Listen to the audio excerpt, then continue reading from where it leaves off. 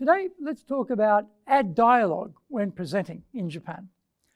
Most presentations in Japan tend to be pretty dry affairs. We marshal the facts, relate what happened, tell stories perhaps, but in a one-dimensional way. We're relating what happened, but we are not making any attempt to bring it alive. However, what do we seek when we're looking for entertainment or education? We're looking for dialogue. Our television dramas, novels, movies, biographies, all use dialogue to good effect. Why not do the same thing in our talks to make a key point stronger? I could just tell the details of what happened. However, when we include the dialogue in our presentation, it brings the whole thing to life. We can act out the conversation and the people in the audience can picture the scene. They can see the person we are talking to with their mind's eye.